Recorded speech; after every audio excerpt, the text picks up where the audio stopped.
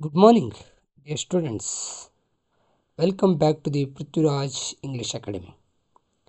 As we are doing the social studies series for Karnataka State Boards, and this video we are going to discussing about 6th standards, chapter number first, Introduction to History and Prehistoric Society. This is part number 1 in the history, and related to this chapter already have done first part video. This is the second part. In the first part we came to know about the till the prehistoric means what we understood. Now we have to study about the prehistoric society. In this video we are going to discuss that. So without a delay, let's start the explanation about Introduction to History and Prehistoric Society chapter. Okay, so there are 3 stages in prehistoric period. One is Paleolithic age period, Mesolithic age, and Neolithic age. Means lithic means what? Stone. So Paleolithic stone, palo means old, lithic means stone, meso means in middle, neo means new. Okay, so these are now come to the through the diagrams also you can come to know that. Okay, in a diagram, old stone age, middle stone age, and new stone age.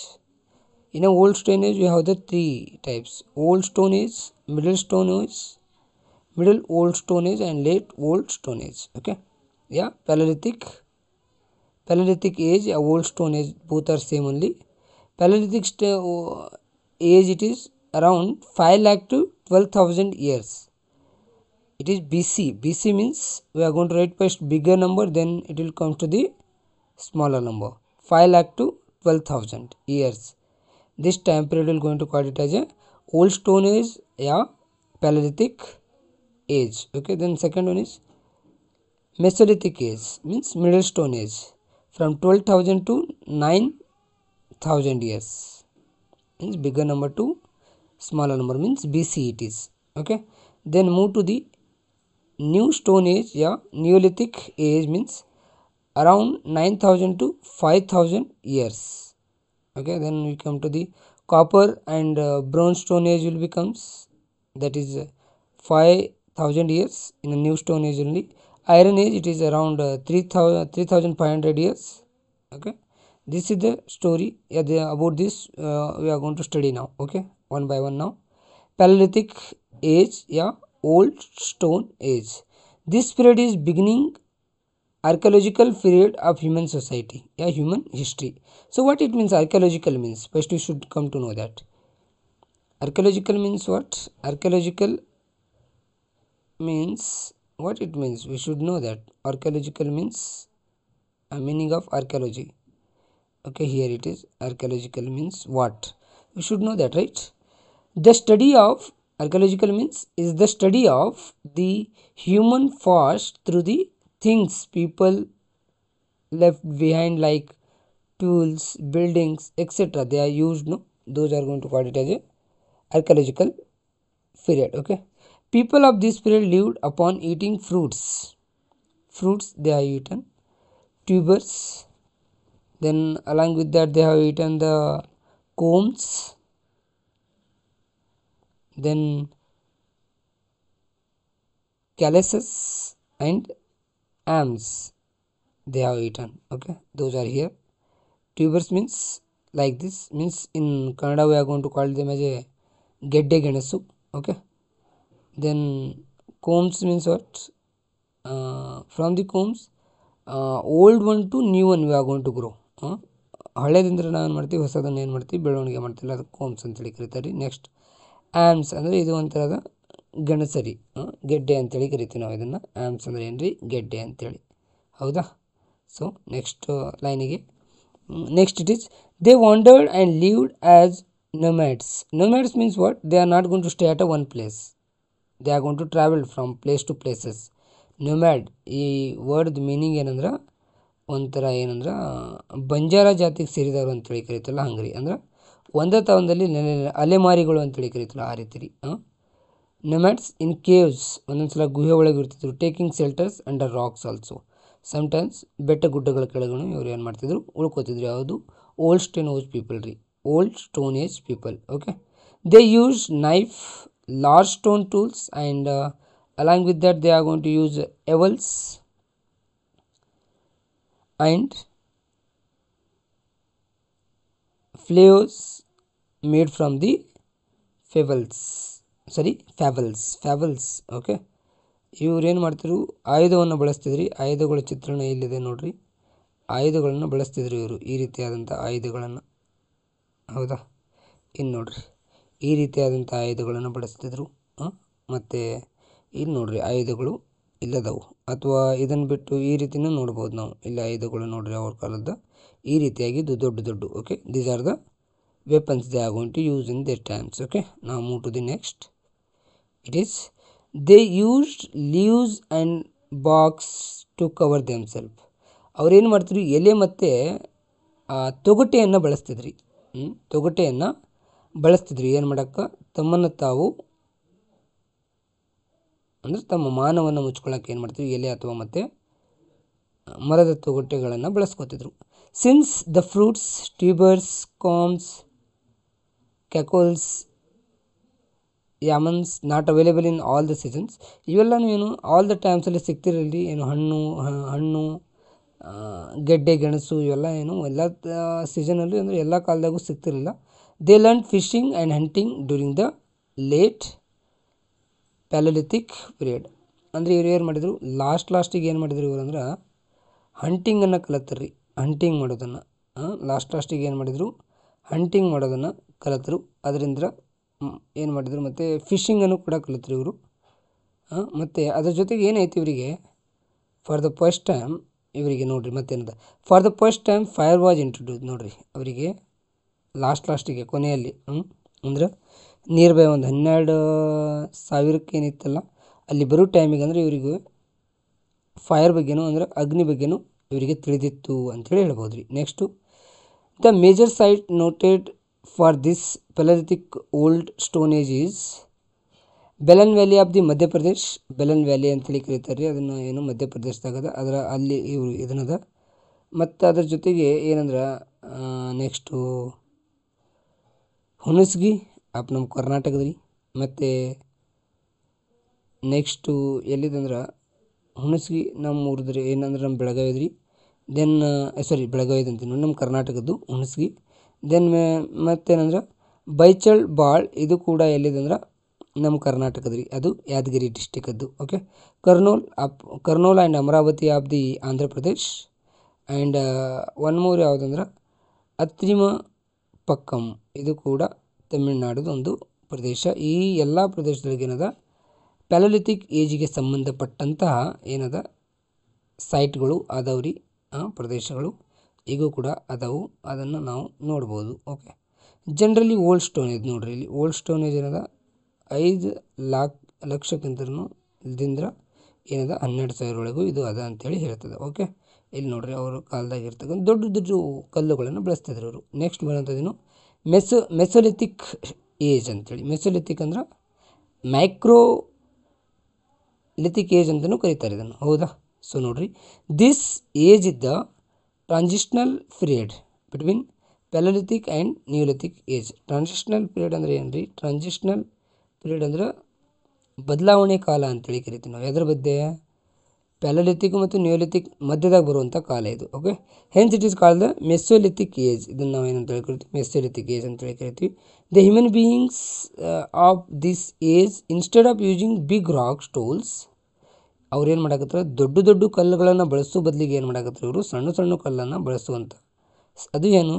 They use skilful small stone weapons. ಅವ್ರು ಏನು ಮಾಡಕತ್ತಾರ ಸಣ್ಣ ಅಂದರೆ ಅದ್ರಾಗೇನು ಕೌಶಲ್ಯಯುತವಾದಂಥ ಸಣ್ಣ ಕಲ್ಲುಗಳನ್ನು ಬಳಸ್ತಾರೆ.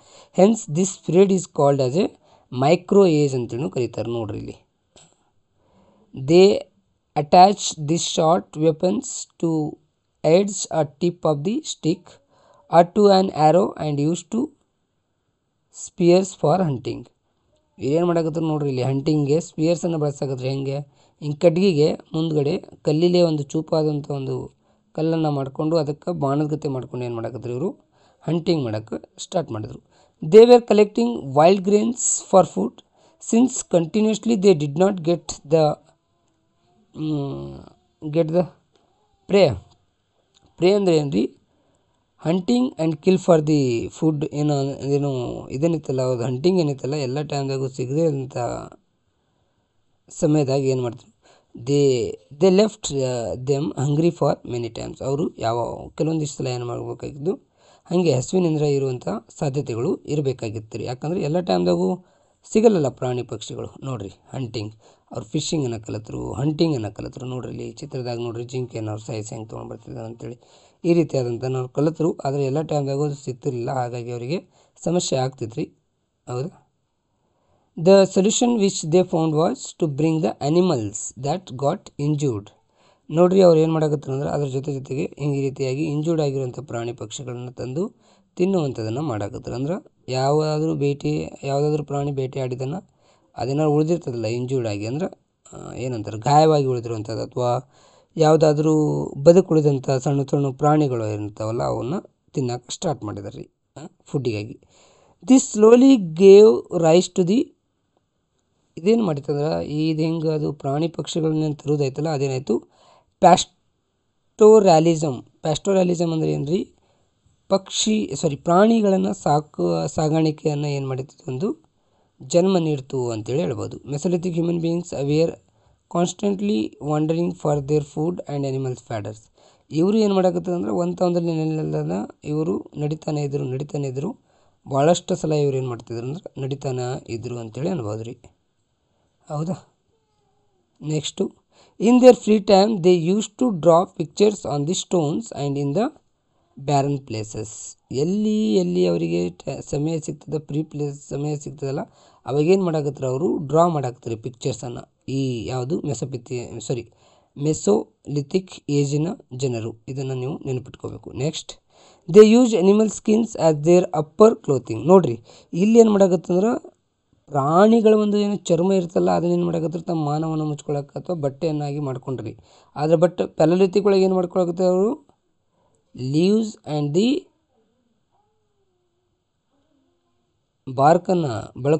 ಬಾಕ್ಸನ್ನು ಬಳಸ್ಕೊತಿದ್ರು. ಯಾವುದು ಎಲೆ ಮತ್ತು ತೊಗಟೆಗಳನ್ನ ಬಳಸ್ಕೊತಿದ್ರು. ಬಟ್ ಇಲ್ಲಿ ಏನೈತೆ, ಇಲ್ಲಿ ಒಂದು ಪ್ರಾಣಿಗಳ ಒಂದು ಇದನ್ನು ಬಳಸ್ಕೊಳಕ್ಕೆ ಚರ್ಮವನ್ನು ಬಳಸ್ಕೊಳಕ್ಕೆ ಸ್ಟಾರ್ಟ್ ಮಾಡಿದ್ರು ಮಾನ ಮುಚ್ಚಕ್ಕೆ. They had the good practice of using fire. ಇವ್ರಿಗೆ ಫೈರನ್ನು ಯೂಸ್ ಮಾಡೋದು ಗೊತ್ತಿದ್ರಿ. The prominent places sites those are in Madhya Pradesh ಒಳಗೆ ಯಾವುದು ಮಧ್ಯಪ್ರದೇಶ ಒಳಗೆ ಒಂದು ಜಾಗದ ಹೆಸರೇನಂದ್ರೆ Bhimbetka and Adamgarh Brahmagiri of Karnataka in Kodagu district. Adamgarh ಇದೇನು MP ಒಳಗೆ ಇದು, ಅಂದ್ರೆ ಮಧ್ಯಪ್ರದೇಶ ಒಳಗೆ. ಕನ್ಗನಹಳ್ಳಿ ಆಫ್ ಕರ್ನಾಟಕ, ಕನ್ಗನಹಳ್ಳಿ ಅಂತೇಳಿ ಊರ್ರಿ, ಅಲ್ಲಿಯೂ ಕೂಡ ಈ ಮೆಸೊಲಿಥಿಕ್ ಬಗ್ಗೆ ಏನದ ಸೈಟ್ಗಳು ಅದಾವು ನಮ್ಮ ಕರ್ನಾಟಕದಾಗ. ಅದ್ರ ಜೊತೆಗೆ ನೆಕ್ಸ್ಟ್ ಯಾವುದಂದ್ರೆ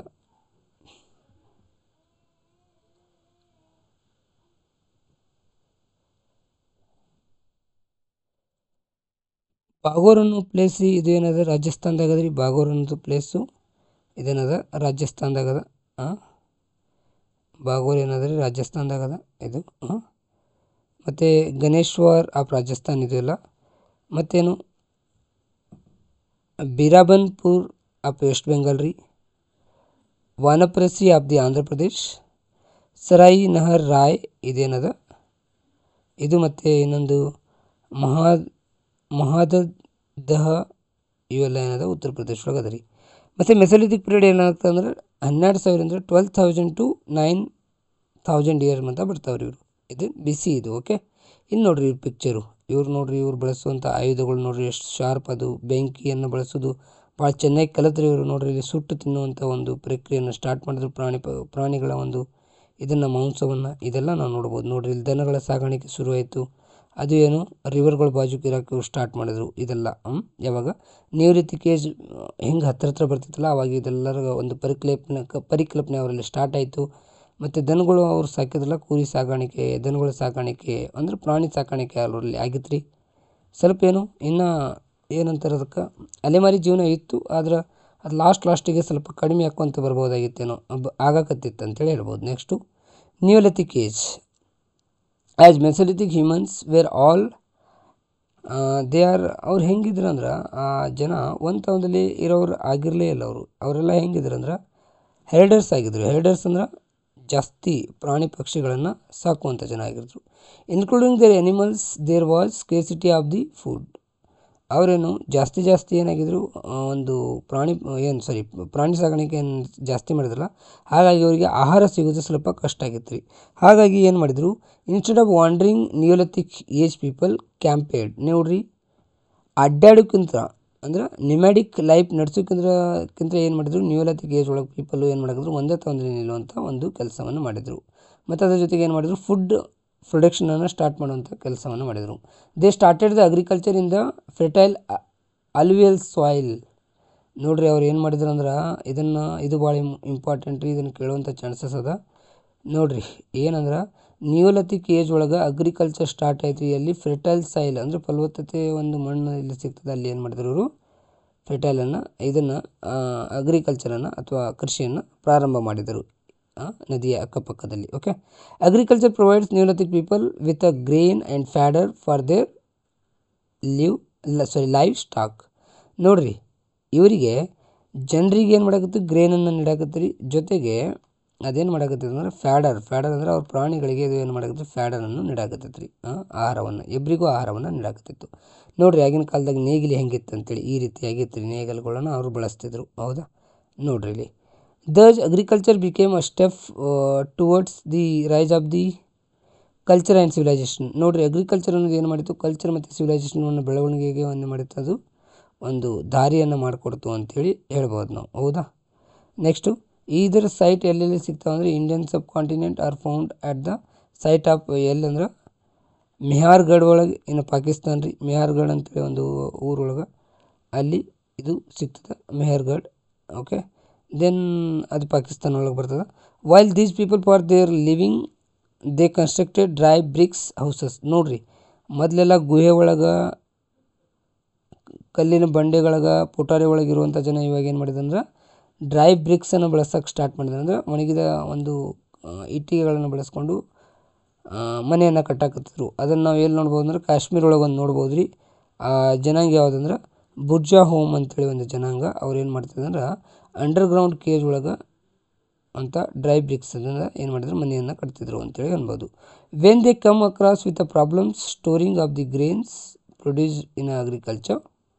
ನೋಡ್ರಿ, ಯಾವಾಗ ಅವ್ರಿಗೆ ಪ್ರಾಬ್ಲಮ್ ಹುಟ್ಕೋತಲ್ಲ, ಅಂದ್ರೆ ಈ ಗ್ರೇನ್ ಅಂದರೆ ಏನು ಬೆಳೆ ಏನು ಬಂದಿತ್ತಲ್ಲ ಅದನ್ನ ಇಟ್ಕೊಳ್ಳೋದು ಎಲ್ಲ ಅಂತೇಳಿ ಇದಾಗ ಮಾಡಿದಾಗ ಅವ್ರು ಏನು ಮಾಡಿದ್ರು, they found a new method like handmade ಪಾಟ್ಸನ್ನು ಏನು ಮಾಡಾಕಿದ್ರು, ಸ್ಟಾರ್ಟ್ ಮಾಡಿದ್ರು.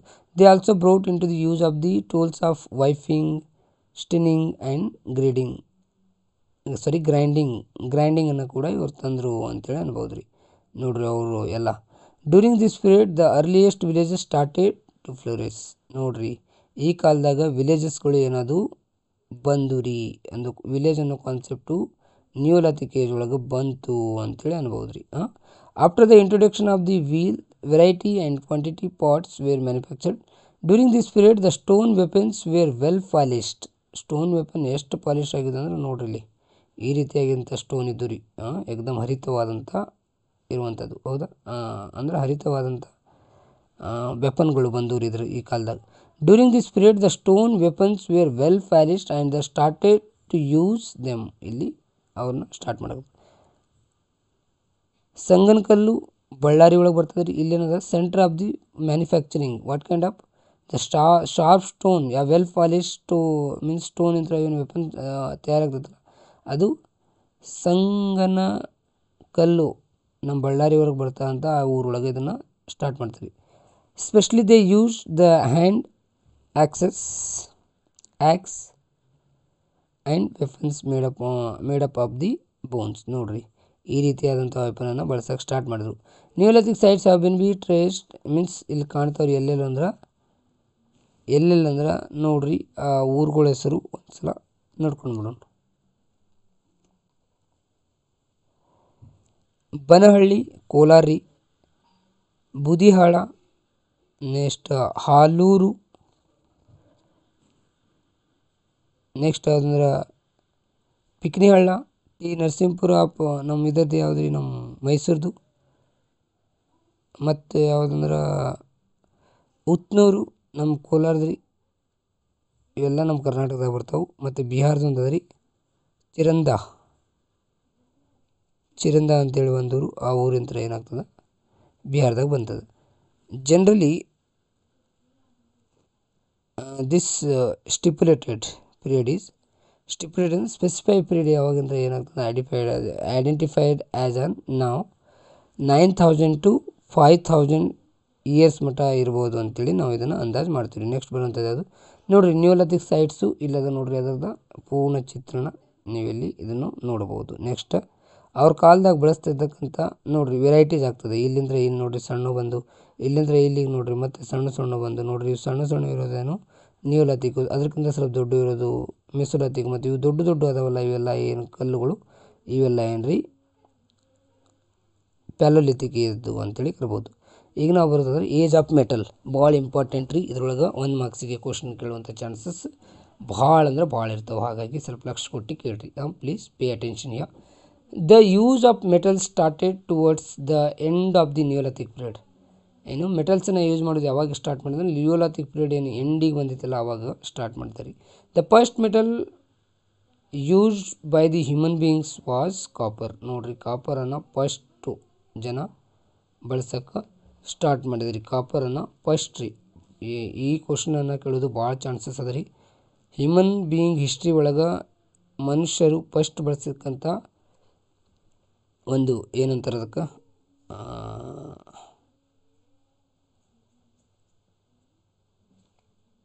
ಮೆಟಲ್ಸು ಅಥವಾ ಲೋಹ ಯಾವುದು ಅಂತೇಳಿ ಕೇಳಿದರೆ ಕಾಪರ್, ಅಥವಾ ನಮ್ಮ ಕನ್ನಡದಾಗ ತಾಮ್ರ ಅಂತೇಳಿ ಕರಿತೀವಿ ತಾಮ್ರ. They learn to add tin to this copper and produce the bronze. ನೋಡಿರಿ ಇದ್ರೊಳಗೆ ಸ್ವಲ್ಪ ಒಂದು ಟೀನ್ ಅಂಥೇಳಿ ಸ್ವಲ್ಪ ಇದನ್ನು ಹಾಕಿ ಅವ್ರು ಏನು ಮಾಡೋಕ್ಕೆ ತವರನ್ನು ಹಾಕಿ ಏನು ಮಾಡಿದ್ರು ಅಂದ್ರೆ ಅವರು ಬ್ರೌಂಜನ್ನು ತಯಾರು ಮಾಡೋದು ಹೆಂಗೆ ಅಂತೇಳಿ ಅವರು ಕಲ್ತರಿ. ಅಂದ್ರೆ ಅದರಿಂದ ಕಂಚನ್ನು ಹೆಂಗೆ ತಯಾರು ಮಾಡೋದು ಅಂತೇಳಿ ನೋಡಿದರು. Bronze is an alloy which is harder than the copper. ಕಾಪರ್ಗಿಂತ ಅಂದ್ರೆ ತಾಮ್ರಕ್ಕಿಂತ ಏನಾಗ್ತದೆ ಕಂಚು ಜಾಸ್ತಿ ಏನಾಗಿರ್ತದೆ ಅಂದ್ರೆ ಗಟ್ಟಿಯಾಗಿರ್ತದೆ ರೀ. ಓಕೆ, ಸೊ ಇದನ್ನು ನೆನಪಿಟ್ಕೋಬೇಕು. ಕಾಪರ್ ಅನ್ನೋದನ್ನು ಏನು ಮಾಡಿದ್ರು ಅವರು ತಾಮ್ರವನ್ನು ಫಸ್ಟ್ ಅವ್ರು ಯೂಸ್ ಮಾಡಿದ್ರು ಅಂತೇಳಿ.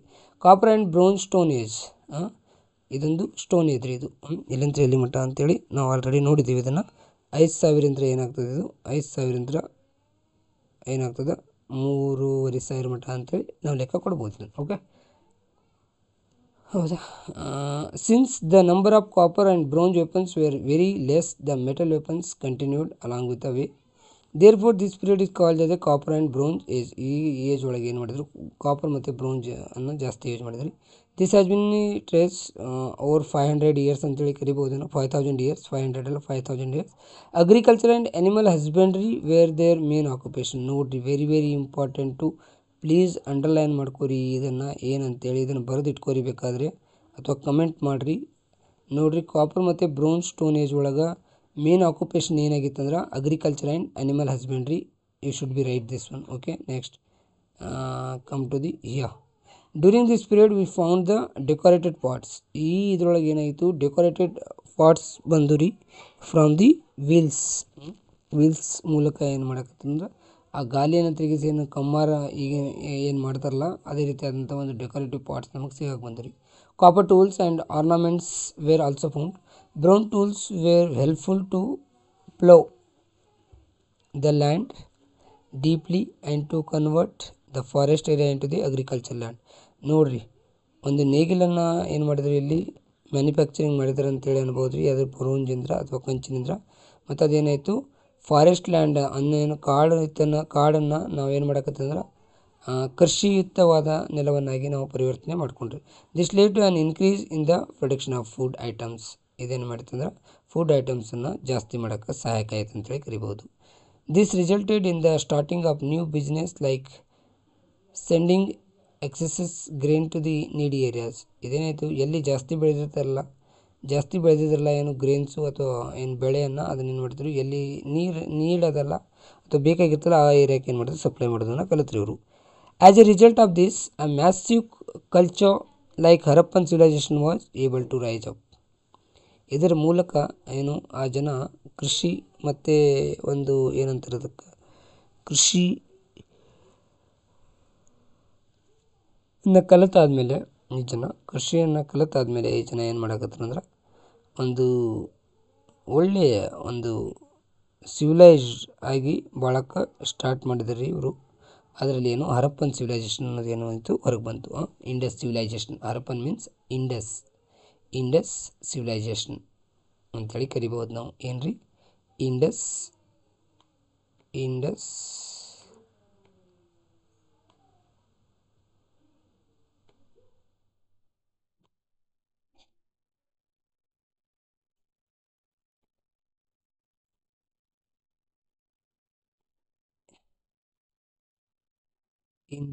ಸಿವಿಲೈಸೇಷನ್ ಏನಾಯಿತು ಇಲ್ಲಿ ಪ್ರಾರಂಭವಾಯಿತು. ಅದನ್ನು ನಾವು ಹರಪ್ಪನ್ ಸಿವಿಲೈಸೇಷನ್ ಅಂತೇಳಿ ಕರಿತೀವಿ ರೀ. ಅದೆಲ್ಲಿ ಅಂದ್ರೆ ಇಂಡಸ್ ಆ್ಯಂಡ್ ನೋಡ್ರಿ ಇಲ್ಲಿ ಇಂಡಸ್ ಆ್ಯಂಡ್ ಇಸ್ ಟ್ರಿಬ್ಯೂಟರೀಸ್. ನೋಡ್ರಿ ಎಲ್ಲಿ ಸ್ಟಾರ್ಟ್ ಆಯ್ತು ಅಂದ್ರೆ ಆ ರಿವರ್ ಯಾವುದಂದ್ರೆ ಇಂಡಸ್ ರಿವರು, ಮತ್ತು ಟ್ರಿಬ್ಯೂಟರೀಸ್ ಅಂದ್ರೆ small rivers. Those are going to have the connection with the Indus river. Indus rivers sub rivers we can call them. Okay, tributaries means sub rivers. Ivelli in a northwest India, west India, adre ಇವತ್ತಿನ ಪಾಕಿಸ್ತಾನ ಏನಿದೆಲ್ಲ today's Pakistan, over there it was Pakistan and India as part. Okay, it was Indus civilization was going to took place. Okay, historians recognize this is as the first urbanization civilization. Indus civilization is going to call it as a first urbanized civilization. Okay, now move to the next. The use of the bronze was more compared to the copper in south. Bronze was more used in South India compared to the copper. Okay.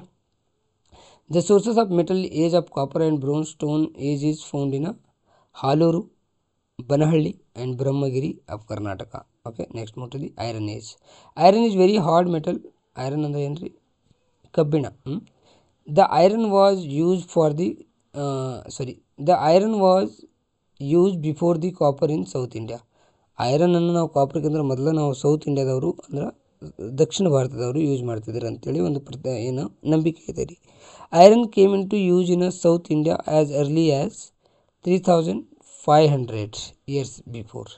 This period is also known as the period of the massive stone culture age ಅಂತೇಳಿ ಕರೀತದೆ. Massive stone culture age, iron ಏಜನ್ನು. Okay, next iron weapons and tools were added in agriculture. ಇದನ್ನೇನು ಮಾಡಿದರು, agriculture ಒಳಗೆ ಬಳಸಕತ್ತಾರೆ ರೀ.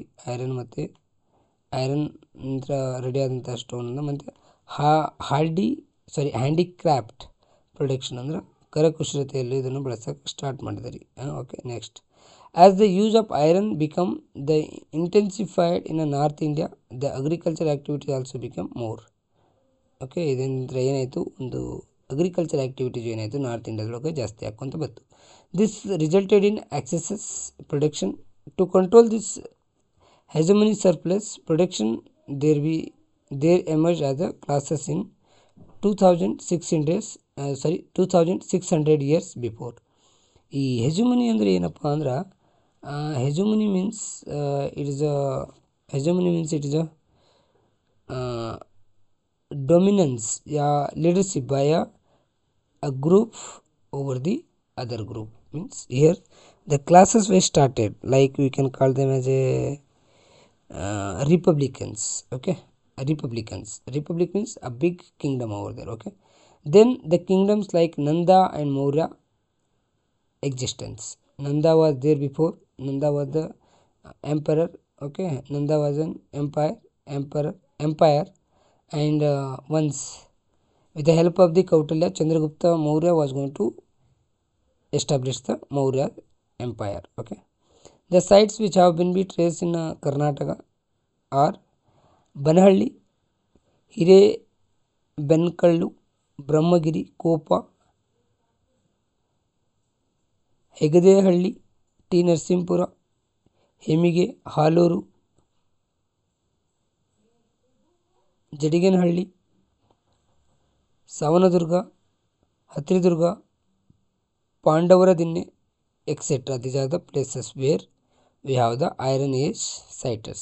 Okay, so by this one we have completed the explanation of the chapter number called as a Introduction to History and Prehistoric Society.